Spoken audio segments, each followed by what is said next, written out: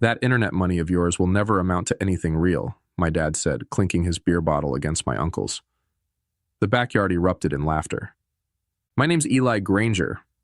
I'm 27, and for the past 6 years, I've been building blockchain solutions from my cramped one-bedroom apartment in Tulsa. Not that my family understood, or tried to. Every reunion was the same script. Polite questions about when I'd get a real job, followed by crypto jokes that stopped being funny years ago. I smiled and nodded, the way I always did. Let them laugh. The notification I'd received yesterday was still burning a hole in my pocket, the European firm's final acquisition offer. $27.5 million for my optimization. Protocol. 6 years of 18-hour days, ramen dinners, and learning from every failure had led to this moment. You know, son, my dad continued, lowering his voice so only I could hear, Derek says they're always hiring at the dealership. Good benefits, too. I took another sip of my beer and watched my brother-in-law Derek across the yard, showing off his new watch, commission from selling luxury cars. He caught my eye and gave me that same sympathetic look he always did. While I was driving home that night, my phone buzzed. A text from my sister Jessica. Don't mind Dad. He just worries about you. I tossed the phone onto the passenger seat without responding. What they didn't know wouldn't hurt them. Not yet, anyway. When I got home, I checked my laptop one more time. The wire transfer was pending. By Monday morning, I'd have more money than everyone at that barbecue combined. I closed the laptop and stared out the window. For the first time in years, I felt something close to peace. I taught myself to code when I was 14, hunched over a second-hand laptop my mom bought at a garage sale. I'd stay up until 3 in the morning, learning everything I could. My parents thought it was just a phase, like my brief obsession with astronomy or skateboarding. He'll grow out of it, they'd say when relatives asked what I was doing locked in my room all day. But I didn't grow out of it. I graduated high school, got a partial scholarship to state college, and majored in computer science. Everyone expected me to follow the usual path. Internship, entry-level coding job, slow, climb up the corporate ladder. Instead, I dropped out in my junior year when I saw the potential in blockchain technology. My dad didn't speak to me for 3 months. My mom cried. Jessica tried to mediate, but eventually stopped defending my choices at family gatherings. I just don't understand why you'd throw away a degree, my dad had said when he finally started talking to me again. Your grandfather worked in the oil fields for 40 years so his kids could go to college. I tried explaining once, talked about decentralized finance, about cutting out middlemen, about the future of secure transactions. Their eyes glazed over within minutes, so I retreated to my apartment and focused on building. While friends got married, bought houses, and posted vacation photos, I lived on energy drinks and takeout, solving complex problems and creating efficiencies no one had thought of before. The first sign that things were changing came 8 months ago. I'd published a white paper on a new blockchain protocol, and 3 days later, my inbox was flooded with messages from venture capitalists. One of them, Allison from Vertex Capital, asked for a meeting. Your optimization algorithm is groundbreaking, she said over video call. Have you considered what this could be worth? I hadn't. I was just solving a problem that interested me. 3 weeks after that call, I received my first acquisition offer, $3 million. I turned it down. 6 weeks later, $8 million. I turned that down too. Jessica called around that time. Dad's having some health issues, she said. Nothing serious yet, but he might need surgery later this year. I asked if they needed money. She hesitated before saying they'd figure it out. When I hung up, I stared at the latest offer in my inbox, $15 million, and felt a strange hollowness. What was the point of solving problems if I couldn't solve the ones closest to home? 2 days before the family reunion, I sat across from 5 executives in a virtual meeting room. After 6 rounds of negotiations, they'd reached their final offer, $27.5 million, with a 2-year consulting contract that would pay an additional $180,000 annually. We need your answer today, Mr. Granger, the CEO said. I asked for an hour, walked around my neighborhood, past families grilling in their yards, kids playing basketball in driveways, normal lives, visible lives, the kind my parents could understand and approve of. When I returned to my apartment, I signed the contract and closed my laptop. That should have been a moment of triumph. Instead, I felt a strange emptiness. 6 years of work, culminating in more money than I'd ever dreamed of, and I had no one to share it with who would truly understand what I'd accomplished. At the reunion, watching my family laugh at internet money, I realized something. They weren't mocking me because they didn't care. They were doing it because they couldn't see what I saw. They lived in a world where success looked like Derek's commission watch or my cousin Kyle's management position. I thought about telling them, considered pulling out my phone and showing them the pending transfer. But as my dad passed me another beer and clapped me on the shoulder with that mixture of affection and disappointment, I decided against it. This wasn't about proving them wrong anymore. This was about something else entirely, something I was just beginning to understand. On the drive home, I pulled over at a scenic overlook above the city. The lights of Tulsa sprawled beneath me like a circuit board. I made a decision right there. I'd do things differently. No announcement, no revenge, no "I told you so." Instead, I opened my banking app and set up a new private account. Then I made a list of names: my parents, Jessica, her daughter Emma, my uncle Frank, who'd lost his job last year. Even Derek. I knew exactly what I was going to do, and none of them would ever know it was me. A month after the acquisition, I met with a financial advisor in Oklahoma City, a discreet woman named Olivia who specialized in sudden wealth management. "Most people in your position want to make a splash," she said, reviewing my plans. "Buy a mansion, a supercar, show everyone they've made it." "That's not me," I replied. "No," she smiled, "I can see that." We set up several anonymous charitable trusts and family assistance funds. I kept my apartment, my used Honda, and my regular routine. The only change was the knowledge that my family would never face financial hardship again. They just wouldn't know I was behind it. 3 weeks later, Jessica called in tears. "Emma needs braces, Dad needs surgery, and they just cut Derek's commission structure at work," she said. "I don't know what to do, Eli." "I might be able to help a little," I offered, already knowing I'd pay for everything. "Thanks, but..." She hesitated. "Dad doesn't want charity, especially from you. He thinks you need to focus on getting a stable job instead of your crypto thing." That stung more than I expected. "What did you tell him?" "I said I wouldn't ask you," she admitted. "I'm only calling because I'm desperate." After we hung up, I sat with that conversation for a long time. My own father would rather struggle than accept help from me because he thought I was failing. The irony was almost too much. The next day, Jessica called again, confused and excited. "You won't believe this.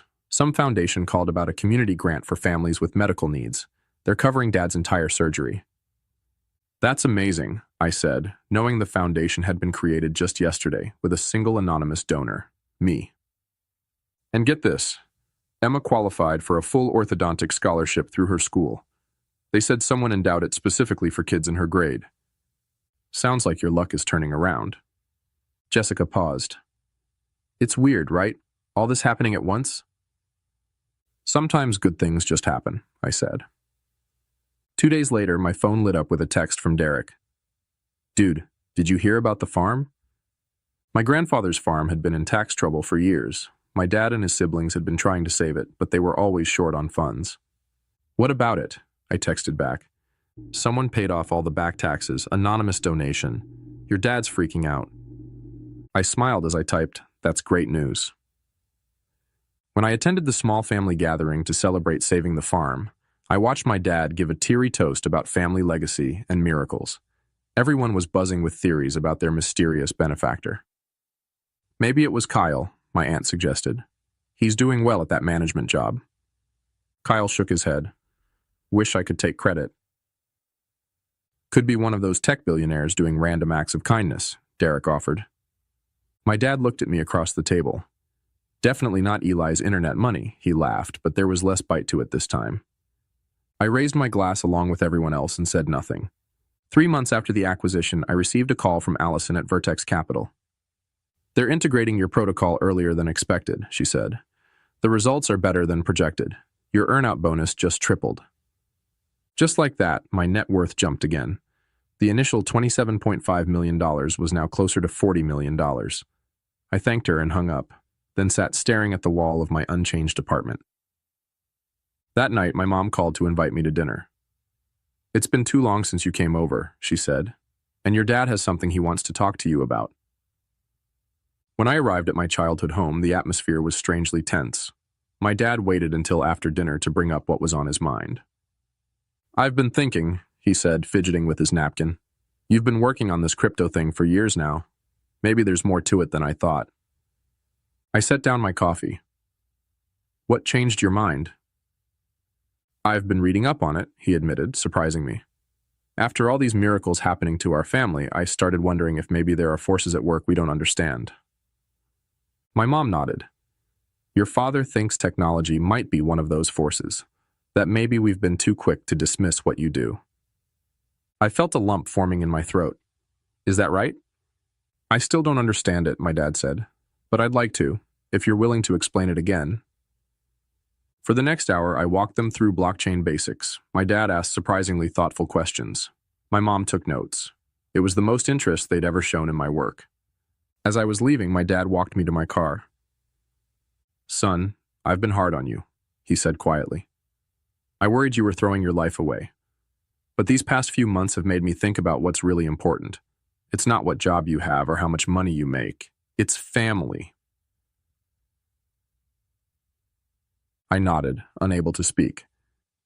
Whatever happens with this crypto business, I want you to know I'm proud of you for sticking to what you believe in. That takes guts. As I drove home, I realized something unexpected had happened. In trying to help my family without showing off my success, I'd inadvertently given my dad something more valuable than money. I'd given him the chance to come to terms with who I was on his own. The next morning, I received another call from Jessica. Eli, something weird is going on, she said, her voice low. Derek thinks someone is helping our family out, anonymously. Why would he think that? Too many coincidences. The medical fund, Emma's braces, the farm taxes. Now he just got offered a job at a new dealership with better pay, out of nowhere. Someone's pulling strings. I kept my voice neutral. Maybe your luck really has changed.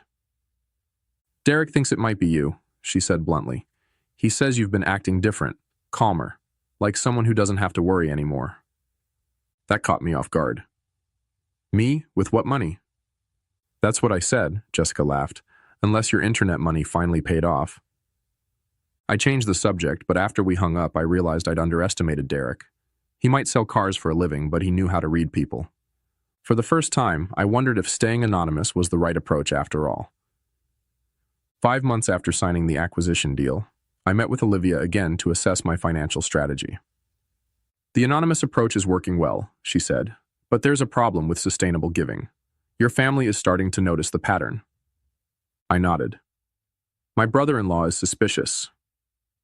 You have options, Olivia explained.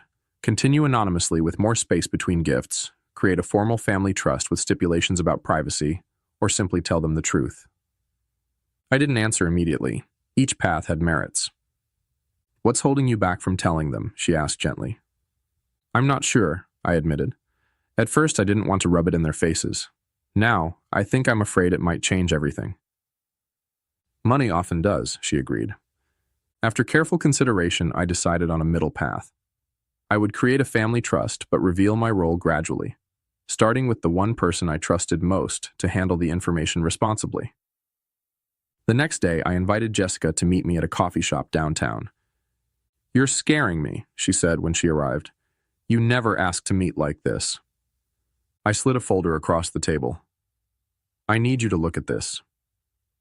She opened it and frowned at the legal documents inside. What am I looking at? It's a trust fund for Emma's education, fully funded. Jessica's eyes widened as she flipped through the pages. This is millions of dollars. Eli, what did you do? Sell drugs? No, I laughed. Remember my blockchain project? The one everyone joked about? Understanding dawned on her face. You sold it. I nodded. 5 months ago, for $27.5 million. Jessica's coffee cup froze halfway to her mouth. Say that again. I explained everything. The acquisition, the consulting contract, the anonymous gifts. By the time I finished, Jessica was shaking her head in disbelief. So all this time, while Dad was offering to get you a real job, I was trying to figure out how to help everyone without making it about me, I said.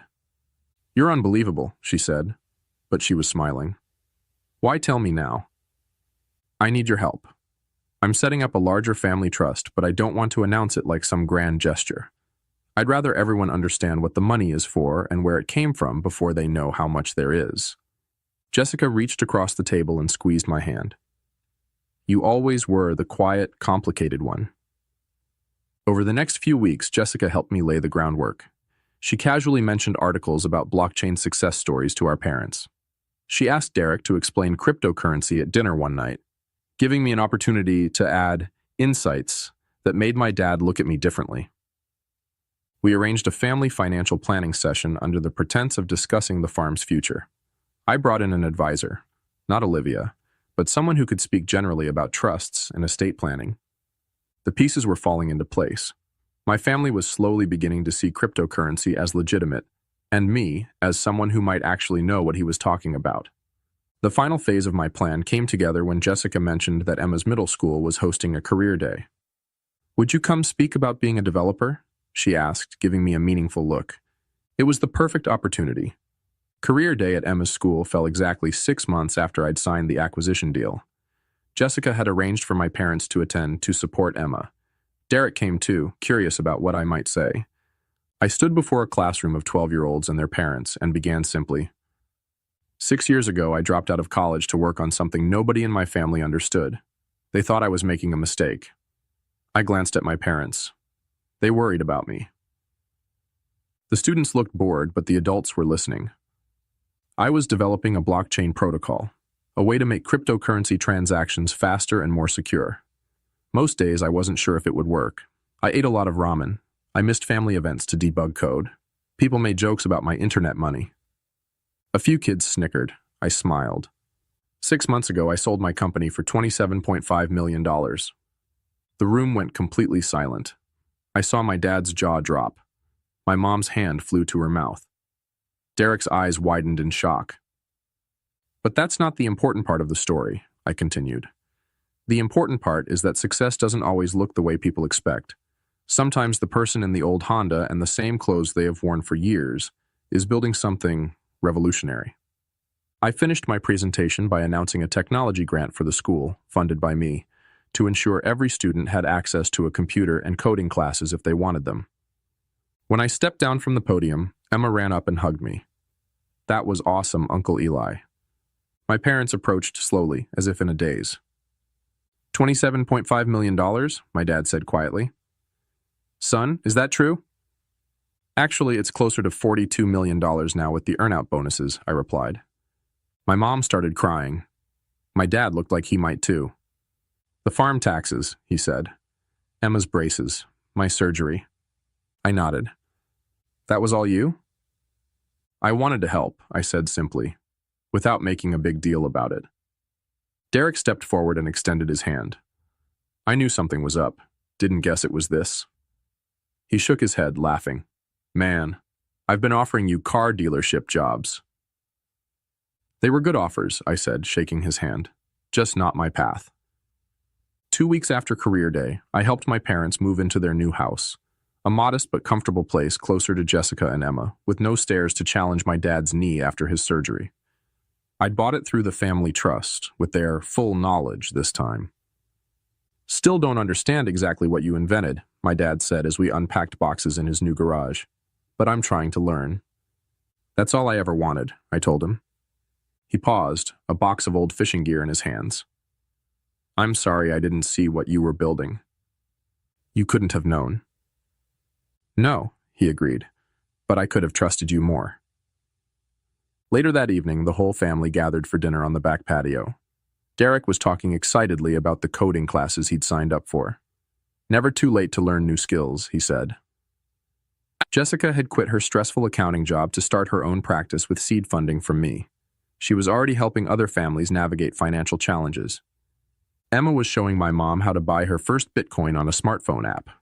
As I watched them, I realized something had shifted fundamentally.